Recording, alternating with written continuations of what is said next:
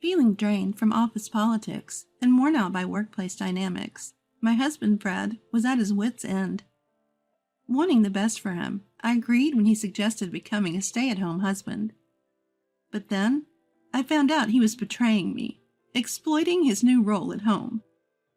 He thinks I won't notice because I'm always busy with work, he said.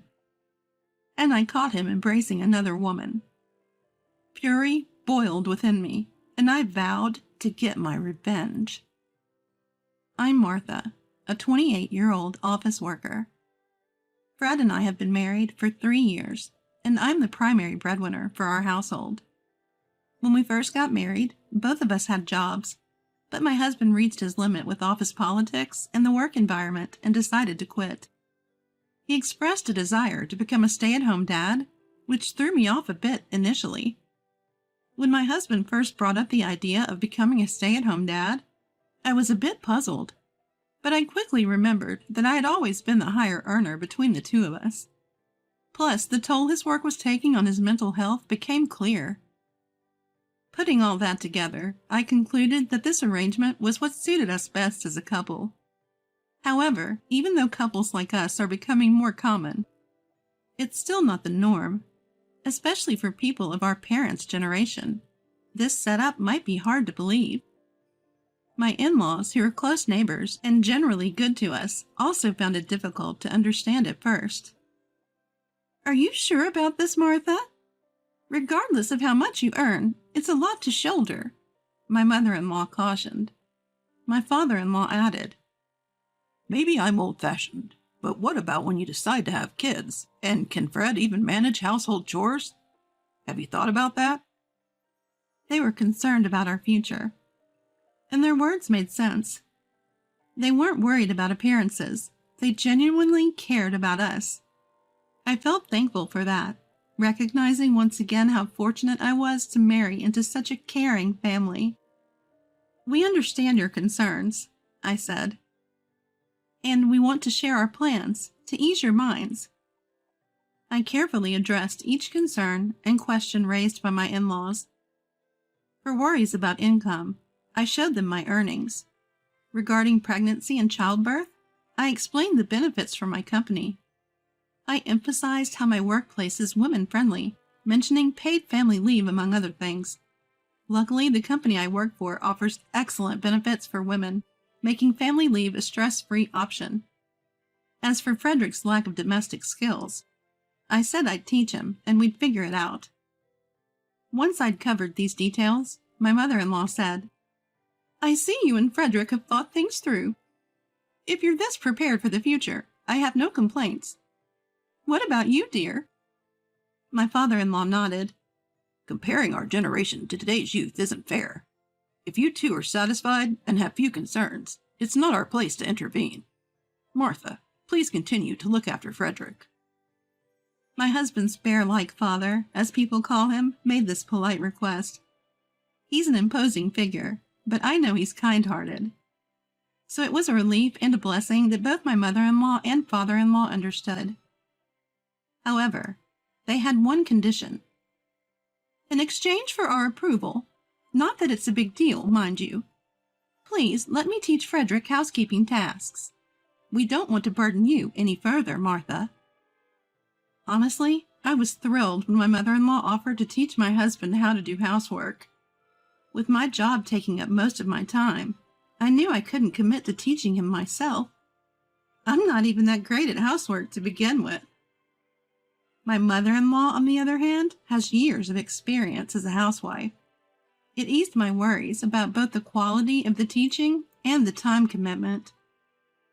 So, do you think you could let us handle this? It would put our minds at ease, too, knowing it would lighten your load. My father-in-law seemed to be considerate, not wanting me to worry too much. He wholeheartedly agreed with my mother-in-law's suggestion. Just by that, I could tell how much both of them genuinely cared for us. Feeling warmth from their kindness, my husband and I decided to lean on them a bit. After that, my mother-in-law started visiting, almost daily, teaching my husband the ropes around the house. Since he had declared he wanted to be a stay-at-home husband, he was keen on learning from her, and she was more than happy to teach him everything she knew. "Today I made a creamy salmon dish. How's the taste?" "It's delicious as always, thank you." By the time 6 months had passed, my husband was fully capable of handling all the household chores, even cooking better meals than me. His attention to detail in all tasks was impeccable, making it impossible for me to brag about how I used to be the one managing the home. In fact, me trying to help only seemed to slow him down, so now I practically have no role when it comes to household chores. Feeling a bit defeated is the price I pay for having such a competent husband. But the bright side is, since my husband took over, my mother-in-law's visits have become less frequent, and our life is more fulfilling than before. She's still a bit intrusive, saying things like, "We made too much dinner. Why don't you two have some?" They come by regularly to check on us. We were always close with my in-laws, but I think our relationship has improved even more since my husband became a stay-at-home dad. My career has also taken off, thanks to my husband's support. My performance is better than ever. In hindsight, I feel a bit guilty for my husband, who used to work so hard, but we're a happier family now, and that's what matters. One day, thanks to my husband's support, I had to go on a business trip. The destination is quite far from where we live, and the business trip lasts for about a month. Since getting married, this is the first time I will be away from my husband and from home for such an extended period. So I had my own little anxieties. "I have to leave tomorrow. Are you sure you'll be okay? Don't eat junk food while I'm away." Even though I know he's more than capable, old memories of him not being able to do anything make me worry. With a wry smile, he says, "I'm not a child. While you're away, I'll take care of the house. Just focus on your work and do your best." Hearing this, I felt even more reliant on him. I find myself relying on my husband more than ever. It's simple, but just that realization alone blows away my earlier anxieties, and the next morning I head off to my business trip with a renewed spirit. While busy with work at the location, I still make sure to call my husband at the end of the day to catch up and share how things are going for each of us. Today, this happened. Yesterday, I met that person. These everyday conversations helped heal my work weariness. Is that you, Phil? I'm Frederick's wife. Thank you for everything you did for us. During a business trip, I unexpectedly run into someone I know. This person is Phil, my husband's former boss. He's the one who supported my husband through rough times at work, someone my husband looked up to and respected a lot. My husband even brought him to our house more than once. Turns out, after my husband left his job, Phil also resigned due to family issues and had joined the company I was currently dealing with on my trip. Today he was here to help with the project I was managing. We catch up and share what's been going on in our lives. After a long conversation, Phil says, "It's really a shame about Frederick. Although he was at fault, it's just sad." I guess he's talking about my husband's resignation. But what does he mean by he was at fault? From Frederick, I'd only heard about difficult work relationships and issues with the company structure. I'd never heard anything suggesting Frederick himself was problematic. So Phil's comment raises some questions for me. Noticing my confusion, Phil realizes I don't know the full story. "You didn't hear about it? Oh, it's terrible," he says, covering his face with his hands. Hearing this, I realize that work can wait. I quickly wrap up the project, give my bosses an overview, and finish handing over my responsibilities at the trip location. I'm surprised at my own efficiency as I finish all my tasks and rush back home. The goal is to confront my lying husband. And if what I heard from Phil is true, it's to catch evidence of whatever may be happening right at this moment. I cut my business trip short and get on a plane right away. As soon as I arrive at the airport, I hail a cab. Throughout this, the only feelings I have are of disappointment and anger towards my husband's betrayal. With those emotions, I arrive home, making sure to be as quiet as possible as I enter the house. I can't see my husband in the living room. I have plenty I want to say and do, but first, let's find out where he is. Just so you know, it's totally fine doing this at home, right? She won't be back from her business trip for a while, so it's all good. I hear my husband's laughter following these words. Suppressing the urge to burst into the room in anger, I quietly step outside to avoid being noticed by my husband. I pull out my cell phone and dial. Mother-in-law, I'm sorry for the urgency. Can you come over right now? I explain the situation over the phone to my mother-in-law, who agrees to come immediately. It's a short walk from my in-laws' house, just about 10 minutes. Before long, my mother-in-law shows up, bringing my father-in-law along after hearing the story. We should go inside now. They should still be in there. I take the visibly furious pair back into my home. Our target is the shower room, where voices of a man and woman still mingle. As we approach, my father-in-law grimaces at the sound from the shower room. My mother-in-law looks like she's about to explode, her face distorted with outrage. I make eye contact with the two of them and then fling open the shower room door. The sudden action startles the people inside, but I couldn't care less. Seeing our faces, the two inside look dumbstruck. Sit down on the floor now. Frederick, explain yourself right away. My husband tries to stammer out a pointless excuse, but I'm not in the mood for his nonsense, so I shoot him a glare that silences him. Under the force of my anger, the two awkwardly step out, wrapping themselves only in towels and sitting on the floor. My husband looks up at me cautiously, and I speak. So, what's going on here? What have you been doing while I've been busy on business trips? As I demand answers, my husband's shoulders shudder. His face turns pale as he blurts out. This isn't what it looks like. She's just a friend. I lent her the shower. That's all, I swear. His excuses are pathetic.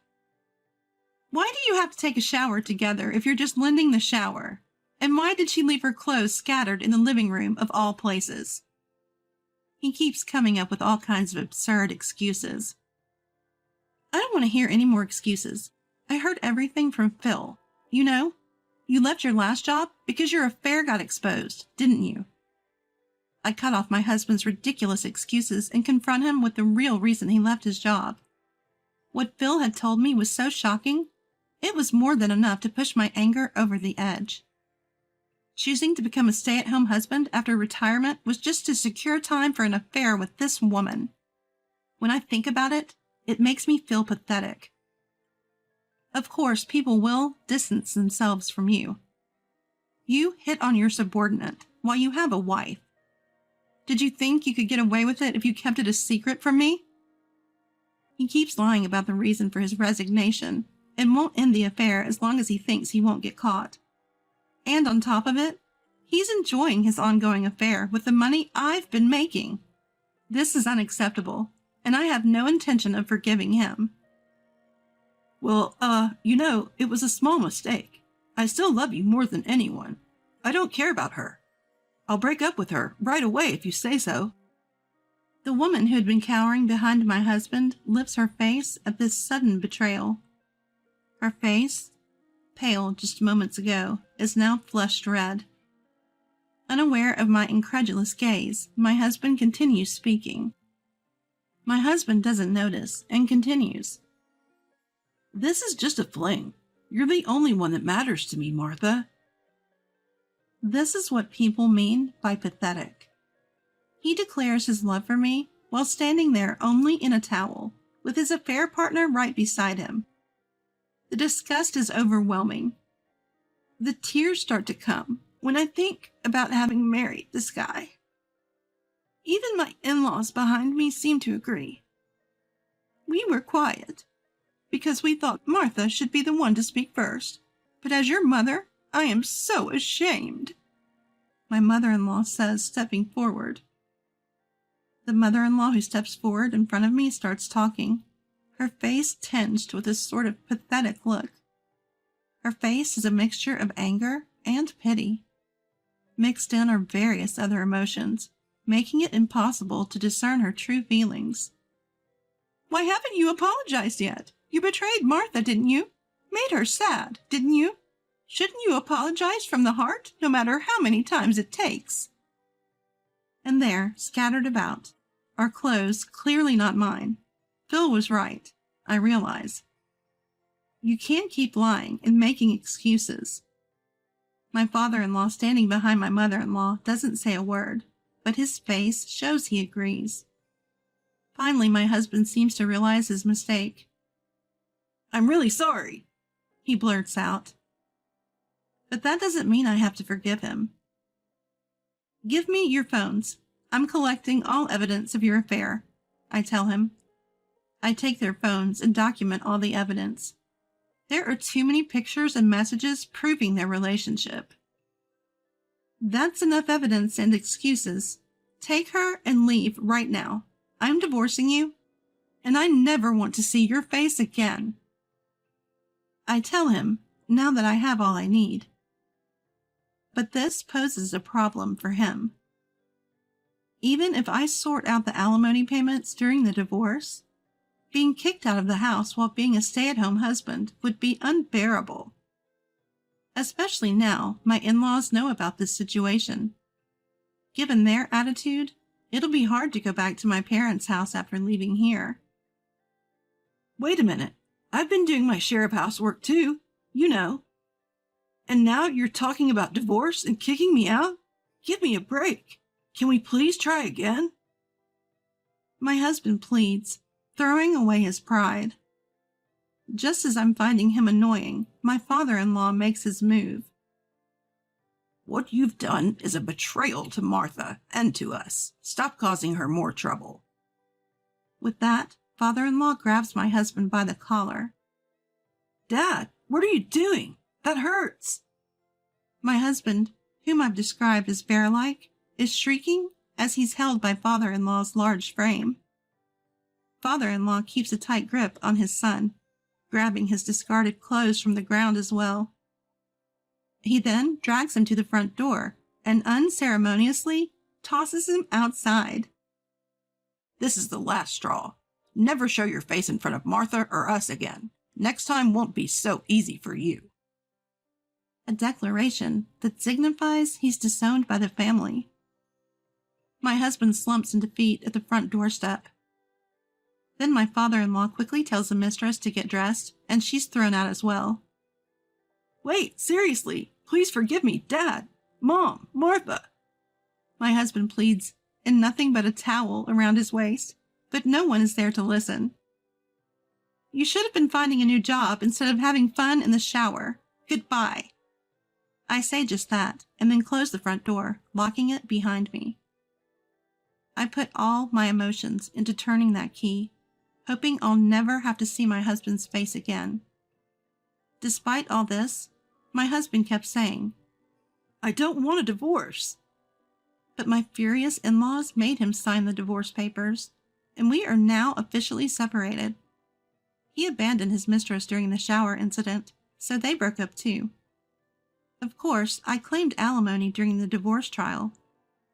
Though we did have to divide our assets, the amount I received as a settlement in the divorce court was fairly substantial, considering the length of his affair and the emotional toll it took on me. As a result, my husband had to pay out of the assets we divided, leading him to a pretty tough financial situation. It goes without saying that his parents severed all ties with him. Now he's jobless, familyless, and broke. Pushed out into the world all alone. As for Catherine, rumors of her affair have spread, causing her to lose her standing at work. My husband is now juggling multiple part-time jobs just to scrape by. As for me, the experience has been liberating in many ways and allowed me to focus more on my career. As a result, I've achieved significant milestones and moved up the corporate ladder at an unusually fast pace for my age. I still have a lot to learn, but I'm living fulfilling days. Although I've lost any formal relationship with my in-laws due to the divorce, we still keep in touch. We may have lost the legal bonds of family, but the emotional connection remains. To me, they're like a second set of parents, and I plan to cherish this relationship as I move forward in life.